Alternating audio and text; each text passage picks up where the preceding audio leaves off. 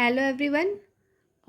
कल मैंने जो क्लास में बताया था आपको टिश्यू के बारे में, जो कि दो टाइप के बारे में बताया था। पहला आपको मेरिस्टेमेटिक और दूसरा परमानेंट। तो मेरिस्टेमेटिक के बारे में मैं बता रही थी, तो उसमें मैंने शॉर्ट टेक्स्ट बताया था कि एम से हो गया आपको मेरिस्टेमेटिक टिश्यू, ठीक है। ए से हो गया आपको एपाइकल, एंड एल से हो गया आपको लैटरल, और आई से हो गया इंटरकैलरी। तो सबका क्या क्या काम है वो फंक्शन मैंने बता दिया था कि मेरिस्टेमेटिक टिश्यू जो होता है उसका ही बताना है। उसमें क्या क्या होता है, एपाइकल होता है। तो एपाइकल जो क्या हो, जिसकी पेड़ आपको देख पा रहे होंगे आप लोग, पेड़, ठीक है। तो पेड़ का जो ऊपर वाला जो भाग होता है, ऊपर वाला भाग होता है उसको क्या बोलते हैं, ये जो ऊपर वाला भाग का जो लेंथ बढ़ाएगा उसको क्या बोलेंगे, एपाइकल। और उसका ये जो हो गया इसका जो लैटरल किसको बोलते हैं, जो पेड़ का चौड़ाई बढ़ाता है उसको क्या बोलते हैं, लैटरल, ठीक है।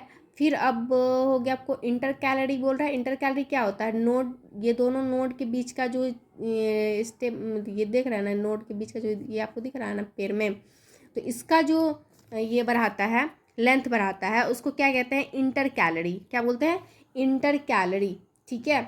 उसके बाद फिर मैं आपको बताऊंगी कि जैसे कि ए से क्या हो गया आपको एपाइकल, ठीक है। तो एपाइकल मीन्स ये ऊपर वाला जो ऊपर का जो लेंथ बढ़ाता है, तो सिर्फ ये स्टेम का ही लेंथ नहीं बढ़ाएगा बल्कि रूट का भी ब्रेथ बढ़ाएगा, सॉरी लेंथ बढ़ाएगा। और ये रूट का ही एल से हो गया आपको लैटरल, तो ये सिर्फ ये स्टेम का ही ब्रेथ नहीं बढ़ाएगा बल्कि रूट का भी बढ़ाएगा ब्रेथ, ठीक है। देख लीजिए, इसको बताते हैं। ए से आपको एपाइकल में स्टेम और रूट दोनों का लेंथ बढ़ाएगा, और लैटरल में स्टेम और रूट दोनों का क्या बढ़ाएगा, ब्रेथ बढ़ाएगा, ठीक है। चलिए अब आते हैं परमानेंट टिश्यू पे। किस पे आते हैं, permanent tissue. Permanent tissue means क्या, स्थायी ऊतक, ठीक है।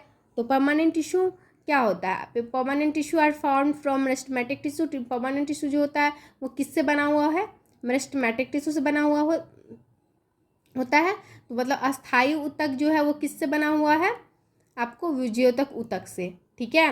वही हिंदी में बोलेंगे। टाइप्स इसका क्या होता है, एक होता है कॉम्प्लेक्स होता है जिसको जटिल बोलते हैं, एक होता है सिंपल जिसको सरल बोलते हैं, ठीक है। तो उसके बाद क्या होता है, कॉम्प्लेक्स में एक हो गया आपको जाइलम, दूसरा हो गया फ्लोएम, ठीक है। तो जाइलम में क्या होता है, वाटर होता है, मिनरल्स होता है। तो जाइलम का जो काम क्या होता है, ट्रांसपोर्टेशन करना, संवहन करना।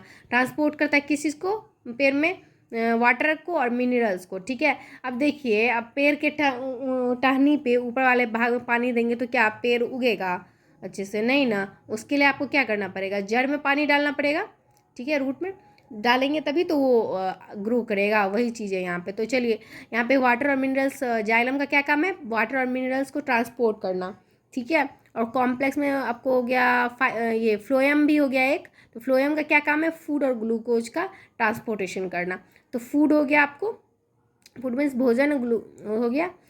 तो आप ऐसे लर्न, इसको हमेशा याद रख सकते हैं। ये सब जो भी मैं बता रही हूँ ये एग्ज़ाम पॉइंट ऑफ व्यू से भी है। सारे कॉम्पिटिटिव एग्ज़ाम में इस तरह के क्वेश्चन यहाँ सबसे आ जाते हैं, क्योंकि ये एनसीईआरटी का है, ठीक है। तो चलिए अब देखते हैं, यहाँ तक हो गया। और यहाँ पे सिंपल टिश्यू का बात करते हैं। सिंपल मीन्स सरल हो गया आपको। तो देखिए, सिंपल टिश्यू में क्या होता है, पैरेन्काइमा। तो पैरेन्काइमा सबसे ज़्यादा होता है, सबसे अधिक होता है किसमें, सिंपल टिश्यू में। उसका दूसरा क्या होता है, कॉलेनकाइमा। तीसरा होता है स्केलेनकाइमा। तो सिंपल टिश्यू में तीन चीज़ें हमेशा याद रखना पीसीएस से, पैरेन्काइमा, कॉलेनकाइमा और स्केलेनकाइमा, ठीक है। उसका पैरेन्काइमा में हम लोग बात करेंगे, दो तरह का होता है। एक होता है क्लोरोकाइमा, दूसरा होता है एरेनकाइमा, ठीक है। तो यहाँ पे देखिए, बहुत सारे बच्चे ऐसे होते हैं जो कंफ्यूज हो जाते हैं कि यहाँ पे देखिए कॉलेनकाइमा है और यहाँ पे क्लोरोकाइमा है, तो दोनों अलग है। क्या है, दोनों अलग है। यहाँ पे कॉलेनकाइमा है या क्लोरेनकाइमा है, तो इसलिए आप लोग इस दोनों में फ़र्क समझिए। यहाँ पे दोनों अलग अलग चीज़ है, ठीक है।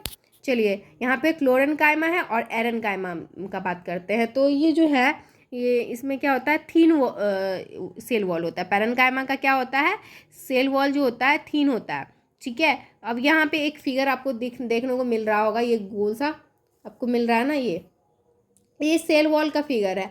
इसके अंदर जो ये सब देख रहे हैं आप, सेल है, ठीक है। और इसके बीच में जो स्पेस सब दिया हुआ है, इसमें स्टोरेज ज़्यादा होता है, इसीलिए ये स्पेस दिया हुआ है, ठीक है। स्टोरेज मीन्स इसमें भंडारण ज़्यादा होता है, इसी वजह से ये स्पेस दिया हुआ है, ठीक है। और इसमें जो भंडारण होता है वो किस चीज़ का होता है, स्टार्च का होता है। स्टार्च को हिंदी में क्या बोलते हैं, मंड बोलते हैं, ठीक है। उसका अब यहाँ पे स्टोरेज होता है स्टार्च का। ठीक है। और इस गैप में यदि एयर प्रेजेंट होगा तो उसको क्या बोलेंगे, एरनकाइमा। क्या बोलेंगे, एरनकाइमा।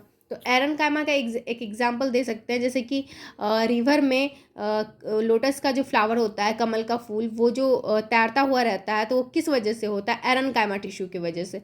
ठीक है। तो आप लोगों को मैं स्टार्टिंग से इसको दिखा देती हूँ ताकि आप लोग अच्छे से नोट कर ले इसको। ठीक है। ये क्लास नाइन्थ वालों के लिए भी है, और क्योंकि एनसीईआरटी का है तो, और उन लोगों के लिए भी है जो कॉम्पिटिटिव एग्जामिनेशन का तैयारी कर रहे हैं। ठीक है। ये इस तरह से है।